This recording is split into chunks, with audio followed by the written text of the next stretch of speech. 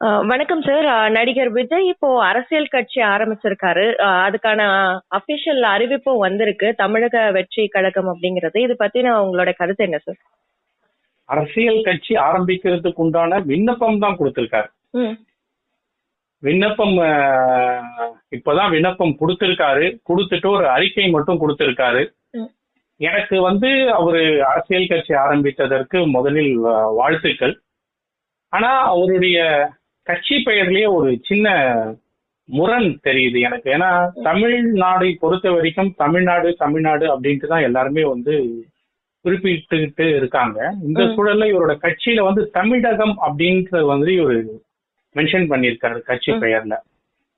So இவருடைய பார்வை திராவிட அரசியலை விட்டு விலகி இருக்குமா அப்படிங்கிற மாதிரியான ஒரு எண்ணம் அவருடைய கட்சி பெயர்லயே வெளிப்படுது. அது மட்டும் இல்லாம அவருடைய உள்ள இருக்கிற அறிக்கைகள் எல்லாம் எல்லா இடத்துலயும் தமிழ்நாடு தமிழ்நாட்டில் தான் குறிப்பிட்டு இருக்காரு. அப்படி இருக்கும்போது தமிழ்நாடு வெற்றி கழகம் அப்படின்ட்டு ஏன் அவர் பெயர் வைக்கல அப்படிங்கிறது இருக்கு. ஏன்னா தமிழ் உணர்வாளர்கள் பல பேருமே தமிழ்நாடு அப்படிங்கறது குறிப்பிட்டு தான் சொன்னாங்க. சமீபத்துல கூட தமிழகம் அப்படிங்கிற ஒரு கடந்த வருடம் சில எதிர்ப்புகள் எல்லாமே அதுக்கு வந்தது. இந்த சூழல்ல இவர் என்ன மாதிரியான ஒரு அரசியல் முன்னெடுப்புக்கு கொண்டுட்டு போறாரு, இவரு எந்த ஒரு கட்சிக்கு ஆதரவான நிலைப்பாடிலேயே இவர் இந்த கட்சி பெயர்ல இருந்தே கொடுக்க போறாரு அப்படிங்கிற ஒரு சந்தேகத்தை எழுப்பியிருக்கு இப்போ. ஏன்னா இங்க தமிழ்நாட்டின் பொறுத்த வரைக்கும் அவர் பாத்தீங்கன்னா ஒரு ஊழல் மலிந்த அரசியல் கலாச்சாரம் அப்படின்னு சொல்லிட்டு அவர் அதை தாண்டி தேசிய அரசியலை பத்தி அவருடைய ஒரு பார்வை அப்படிங்கிறது இந்த அறிக்கையில ஒரு ஒரு பொதுவான ஒரு சின்ன பார்வையா பிளவுவாத அரசியல் கலாச்சாரம் அப்படிங்கறது மட்டும்தான் அவர் மென்ஷன் பண்ணியிருக்காரு. சோ வேற எந்த விதமான விமர்சனத்தையும் அவர் தேசிய அரசியலை குறித்த ஒரு எதுவுமே வைக்கல அப்படிங்கறது தான் பார்க்க முடியுது. நிச்சயமா சார். நீங்க குறிப்பிட்டிருந்தீங்க திராவிட அரசியல்ல இருந்து அவர் தனித்து செயல்படுவாரோ அப்படிங்கிறது. பட் ஆனா மாணவர்களுக்கு அவர் ஊக்கத்தொகை கொடுத்தப்போ அந்த நிகழ்ச்சியில அவர் அண்ணாவின் பெரியாரினுடைய பெயரையும் குறிப்பிட்டிருந்தாரு. சோ இதை நீங்க எப்படி பாக்குறீங்க சார்? இல்ல, பெரியார் பெயர் மட்டும் குறிப்பிட்டிருந்தார். அதுக்கப்புறம் அண்ணா, கலைஞர், திராவிட அரசியல் நீங்க சொல்லும் போது பெரியாருக்கு பிறகு திராவிட பெரியார் அவர்கள் அது ஒரு இயக்கமா தான் நடத்திட்டு இருந்தாரு. அது ஒரு அரசியல் கட்சியா திராவிடம் சார்ந்து கொண்டுட்டு வந்தது அண்ணா அவர்கள் தான் கொண்டு வந்தாரு. அவர் அதுல அதுக்கப்புறமா அதிகமான முன்னெடுப்பு அதுல அண்ணாவுக்கு பிறகு ஏறக்குறைய கடந்த 50 வருடங்களால கலைஞர் அவர்கள் தான் இதை அதிகமா முன்னெடுத்துக்கிட்டு போனாரு. அதுக்கப்புறம் எம்ஜிஆர் அவர்களும் அந்த திராவிட பார்வை கொண்ட திராவிட சிந்தனை கொண்ட ஒரு அரசியல் தலைவராக தான் எம்ஜிஆர் அவர்களும் இருந்தார். அவங்க 2 பேருமே திராவிட அரசியலில் அண்ணா, கலைஞர், எம்ஜிஆர் இவங்க 3 பேரையுமே நாம மறக்கவும் முடியாது, மறுக்கவும் முடியாது. அந்த திராவிட அரசியலை முன்னெடுத்தது அவங்கதான். இப்போ நீங்க சமீப காலமா இப்போ சீமான் அவர்கள் அரசியலுக்கு நுழைந்து அவர் வந்த பிறகு அவர் தமிழர் என்ற அடையாளத்தை அவரு முன்னெடுத்து அவர் ஒரு பக்கம் அந்த ஒரு உணர்வு ரீதி அவர் சார்ந்து இன்னும் பலர் பேசிக்கிட்டு இருக்காங்க. ஒரு மாதிரி தமிழர்கள் சார்ந்த கட்சி, தமிழ்நாட்டு நலன் அப்படின்னு சொல்லி கொண்டுட்டு போயிட்டு இருக்காங்க. இவரு இந்த ஒரு கட்சி பெயர்லயே இப்படி ஒரு ஒரு எதிர்ப்பை ஒரு இன்னைக்கு திராவிட சிந்தனையாளர்கள் மத்தியும் திராவிட அரசியல் சார்ந்தவர்கள் மத்தியும் ஒரு சலசலப்பையும் சர்ச்சையும் இந்த கட்சி பெயரை உருவாக்கி இருக்கிறதா தான் நான் பாக்குறேன். நிச்சயமா சார். நடிகர் விஜய் அவருடைய கெரியருடைய பீக்ல இருக்கும் போதே அரசியலுக்கு இதுக்கப்புறம் படங்கள் நடிக்க மாட்டேன் அப்படின்னு சொல்லியிருக்காரு. நிறைய நடிகர்கள் அரசியலுக்கு வரும்போது அவங்களுடைய கெரியர் முடியக்கூடிய நிலையில தான் அரசியலுக்கு வரணும் அப்படிங்கிற ஒரு இதுவும் அவங்க அறிவிப்பா இருக்கட்டும், இல்ல ரஜினி அவர்கள் அரசியலுக்கு வரணும்னு சொல்லும் போது கூட அவருடைய கெரியர் பீக்ல தாண்டி தான் அவர் சொல்லியிருந்தாரு. பட் ஆனா இப்போ விஜய் அவருடைய கெரியர் பீக்ல அரசியல் நகர்வை எடுத்திருக்கிறது நீங்க எப்படி பாக்குறீங்க சார்?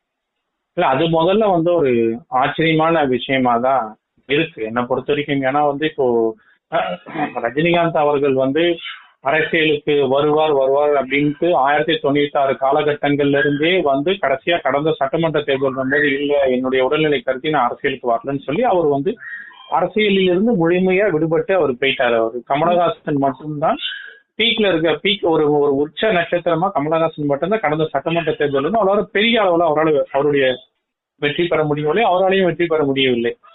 அப்படி இருக்க சூழ்நிலையில இப்ப வந்து இதுக்கு முன்னாடி நீங்க நடிகர்கள், அரசியலுக்கு வந்த நடிகர்கள் அப்படின்னு பாத்தீங்கன்னா எம்ஜிஆர் அவர்கள்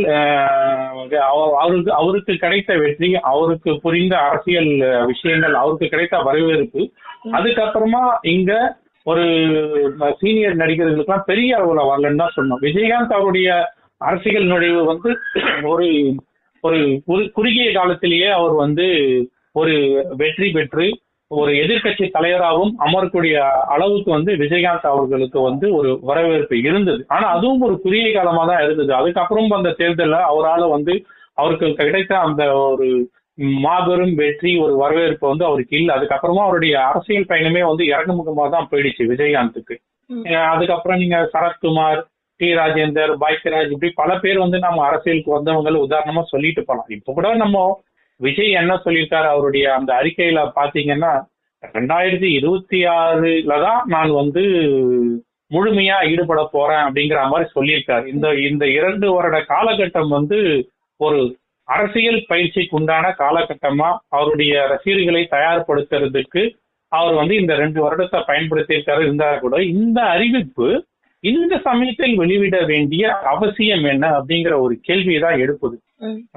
இன்னும் சில மாதங்களில் நடைபெறக்கூடிய இந்திய நாடாளுமன்ற தேர்தலுக்கான அந்த ஒரு போட்டியை தமிழ்நாட்டை பொறுத்த வரைக்கும் ஒரு சலசலப்பை ஏற்படுத்தக்கூடிய ஒரு நிகழ்வாதான் நான் வந்து இன்றைய அரசியல் கட்சி அறிவிப்பை பாக்குறேன் நான். ஆனாலும் 2024 நாடாளுமன்ற தேர்தலுக்கு எந்த கட்சிக்கும் தங்களுடைய சப்போர்ட் இல்ல அப்படிங்கறதையும் அவர் குறிப்பிட்டிருக்காரு.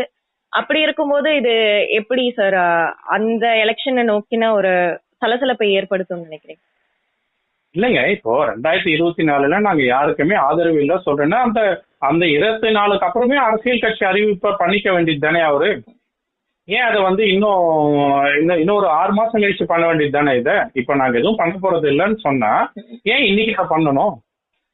ஒரு 2 மாசம், இப்ப ஏப்ரல் மாசம் நாடாளுமன்ற தேர்தல் வருங்கிற சூழ்நிலையில ஒரு 2 மாதத்திற்கு முன்பு இப்படி ஒரு ஏற்படுத்தி ஒரு மக்கள் மனசுல ஒரு குழப்பத்தை உண்டு பண்றது, வாக்காளர்கள் மத்தியில ஒரு குழப்பத்தை உண்டு பண்ணக்கூடிய ஒரு சூழலை உருவாக்குறார். அப்படி ஒரு சூழலை உருவாக்கக்கூடிய ஒரு அவசியம் என்ன?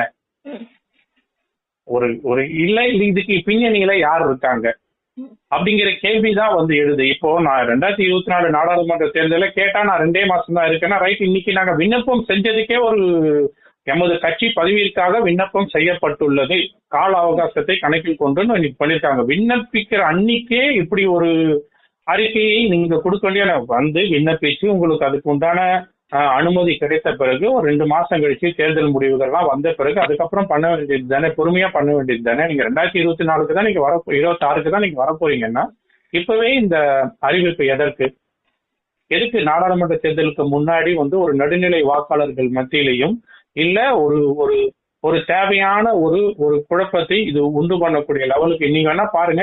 இன்னில இருந்து பாத்தீங்கன்னா இதுக்கே இன்னைக்கு ஒரு அறிவிப்புக்கே பாத்தீங்கன்னா இன்னைக்கு சோசியல் மீடியாலையும் இன்னைக்கு எல்லா இந்த யூடியூப் சேனல்கள்ல வந்து இது ஒரு விவாத பொருளாக்கி இதை வந்து ஊடகங்கள் வந்து விஜய், அஜித் இப்படி எல்லாம் பேசணும்னா வந்து நமக்கு அதிகமான வியூஸ் கிடைக்குது, நம்ம மக்கள் மத்தியில நம்ம சேனல் பாப்புலர் ஆகுது அப்படிங்கிற கட்டத்துல எல்லாருமே இதை வந்து மீடியா வந்து ரொம்ப எலிவேட் பண்ணி இதை கொண்டுட்டு போறாங்கன்றதுதான் நான் பாக்குறேன். அவர் இன்னும் இவருடைய கட்சி சார்ந்து நான் என்ன இதுல கொள்கைகள் வைக்க போறேன், என்ன பண்ண போறேன் அப்படிங்கிற விஷயம்லாம் வந்து அவர் எதுவுமே சொல்லலை. வெறும் ஒரு விண்ணப்பம் கொடுத்திருக்காரு, கட்சி பேர் இதுதான் அப்படின்ட்டு அனௌன்ஸ் பண்ணியிருக்காரு. அந்த கட்சி பேரு தெரிய சில சர்ச்சைகள் எழக்கூடிய லெவலுக்கு வச்சிருக்காரு. இப்படி ஒரு சூழல் எதற்கு, இப்போ இவ்வளவு அவசரம் எதற்குன்னு தான் நான் கேட்கிறேன். நிச்சயமா சார்.